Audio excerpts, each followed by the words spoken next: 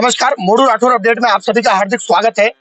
Crime debate के इस तीसरे एपिसोड में हम आए हैं रामगंज मंडी के एक ऐसे समाज सेवी जो स्किल डेवलपमेंट में रामगंज मंडी में सर्वाधिक चर्चाओं में बने रहते हैं। यहाँ तक कि उनकी समाज सेवा के रूप में आगे का जो राजनीतिक जो भविष्य है, शुरू से भारतीय जनता पार्टी से जुड़े रहे और धरातली स्तर पर आम जन की मदद करना और कई ऐसे आयाम स्थापित करना जो रामगंज मंडी के लिए एक सुखद होते हैं। ऐसे हमारे बीच में समाज सेवा के रूप में लालचंद जी रेडीवाल बने हुए हैं, जो रामगंज मंडी के अंदर एक बड़े एम्पायर के साथ में युवाओं के बीच में एक बड़ी पेट रखते हैं। तो आइए इस प्राइम डिबेट में हम सीधा रुख करते हैं लालचंद जी रेडीवाल के में। स्वागत है।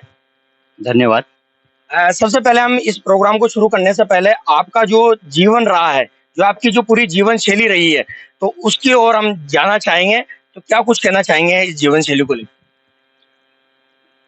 मैं यहाँ के रावणमंडी तहसील के जो 7 किलोमीटर दूर यहाँ से गांव है सोनखेड़ा, वहाँ का रहने वाला हूँ। बाद में मेरी शिक्षा जो है रावणमंडी से हुई, सीनियर हायर सेकेंडरी तक। रावणमंडी के बाद में झालावाड़ से मैंने बीए किया, फिर एलएलबी में एडमिशन लिया मैंने 92 में। लेकिन वहाँ पर एडमिशन लेने के बाद में जैसे मैं कोर्ट में गया प्रैक्टिस के लिए, इधर तो कॉलेज में एडमिशन लिया और प्रैक्टिस के लिए कोर्ट में गया, तो वहाँ के हालात देख करके मैं वहाँ से फिर निकल गया। फिर मेरे बड़े भाई साहब दिनेश जी रेडीवाल जो है वो ठेकेदारी करते थे मंगलम सीमेंट में, तो उन्होंने मुझे अपने साथ लगा लिया। वहीं से मेरी जीवन की शुरुआत हुई ठेकेदारी की।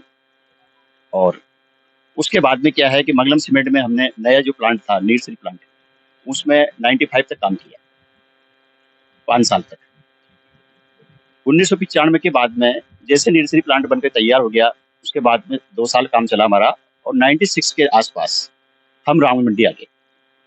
रामगंज मंडी हमारी जो शुरुआत की है वो यहाँ के एक नेक दिल इंसान है करुणेश जी मफत।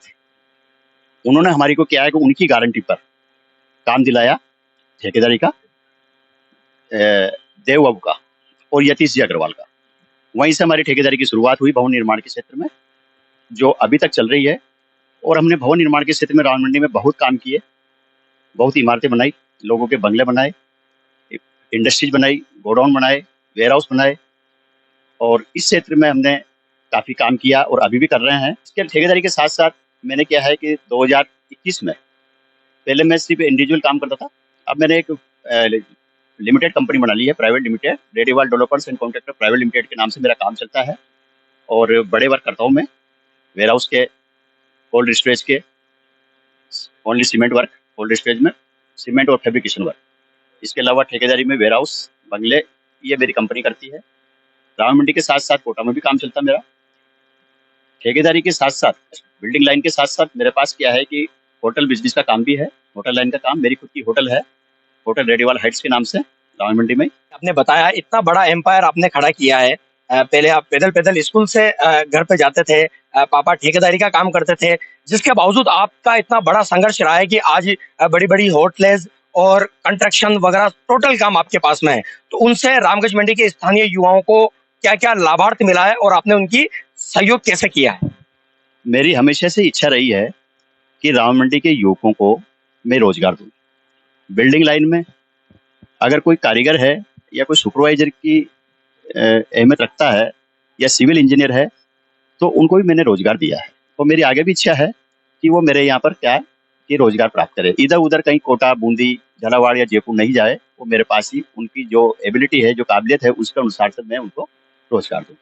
ऐसे ही होटल बिजनेस में मैंने हमेशा लोकल को ही प्राथमिकता दी है, रावणमंडी वालों को भी। जितना भी होटल का स्टाफ है मेरा, वो सारा रावणमंडी का ही है। और आगे भी मेरी सोच यही रहेगी कि मैं कोई सा ही बिजनेस करूं तो वो मेरे क्षेत्र के लोगों को ही मैं रोजगार दूं। यही मेरी फर्स्ट प्राथमिकता रहेगी। भारतीय जनता पार्टी से शुरू से जुड़े हुए हैं, तो हमें बताइए कि आप कब से जुड़े हुए हैं और ये समाज सेवा का जो सिलसिला है ये कब से चल रहा है, और आगामी जो राजनीति है उसमें क्या कुछ एक कार्यकर्ता की हैसियत से आपकी अपेक्षाएं बनी हुई है? भारतीय जनता पार्टी के प्रति मेरी जो भावना है वो मैं बचपन से ही थी। मैं जब कक्षा 6 में पढ़ता था, तब से हमारे गाँव में क्या सोनखेड़ा में जो है शिविर लगते थे, राष्ट्रीय स्वयंसेवक संघ के शाखा लगती थी, उसमें मैं जाता था। उसके बाद में मैं क्या है कि शाखा लगा लगाई भी, मैंने खुद ने भी शाखा लगाई और मेरे हम उम्र के लोगों को, बच्चों को जोड़ा भी था, साथियों को जोड़ा था। इसके बाद में मेरी हमेशा से क्या है कि भावना भारतीय जनता पार्टी के प्रति रही है और भारतीय जनता पार्टी के प्रति मैं, मेरी उम्र जब से 10 साल की थी तब से मैं इससे पार्टी से जुड़ा हुआ हूँ। लगभग 42 साल से मैं इस पार्टी से जुड़ा हुआ हूँ। और पहले क्या है कि 21 वर्ष की अवधि में जो है उसको वोट देने का अधिकार था, लेकिन बाद में 18 साल की आयु से जो है वोटिंग देने का अधिकार मिला है। यानी कि लगभग 1990 से मैं भारतीय जनता पार्टी को ही वोट दे रहा हूँ और आज तक मैं भारतीय जनता पार्टी के प्रति एक निष्ठावान कार्यकर्ता के रूप में हूँ। भारतीय जनता पार्टी में मैंने सिर्फ कार्यकर्ता रहकर ही सेवा की है। अभी तक मैंने कोई पद लिया नहीं, नहीं मेरी पद लेने की इच्छा रही है। हमेशा मैं पार्टी के प्रति वफादार रहा और आगे भी रहूंगा।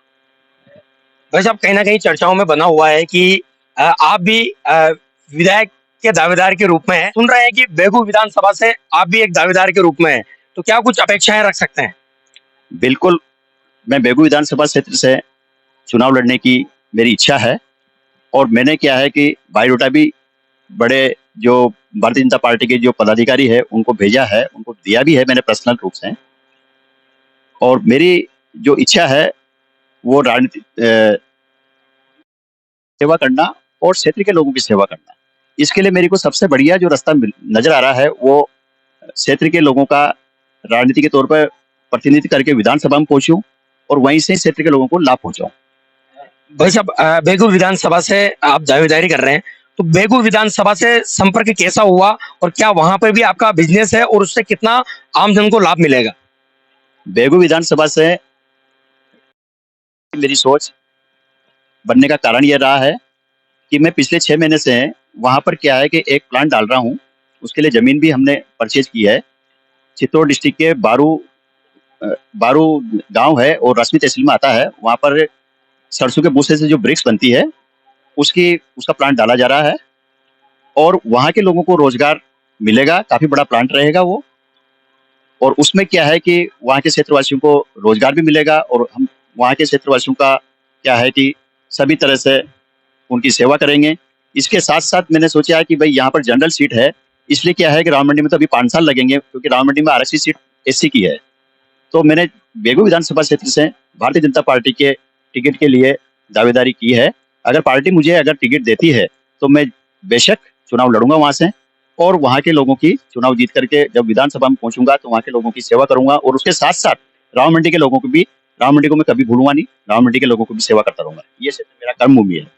भाई साहब, इस कार्यक्रम में जुड़ने के लिए बहुत बहुत धन्यवाद। धन्यवाद मोड़ू जी, आपका बहुत बहुत धन्यवाद कि आपने मुझे इस लायक समझा। इंटरव्यू में बारिश का दौर शुरू हो गया है, लेकिन हमारे बीच में समाज सेवा के रूप में प्रजापति लालचंद रेडीवाल बने थे, जिन्होंने अपने व्यक्तित्व के बारे में बताया और उनका बिजनेस किस तरह से डेवलप कर रहा है और स्थानीय युवाओं को किस तरह से वो रोजगार दे रहे हैं। साथ में कहीं ना कहीं भारतीय जनता पार्टी से जुड़ने के साथ साथ और इतनी समाज सेवा करने के बीच में वो एक विधायक के दावेदार के रूप में बेगू विधानसभा से अपनी दावेदारी ठोक रहे हैं। देखते रहिए शाम 7 बजे मोडू राठौर अपडेट पर प्राइम डिबेट के बीच में सहयोगी गोलू राठौर के साथ मोडू राठौर।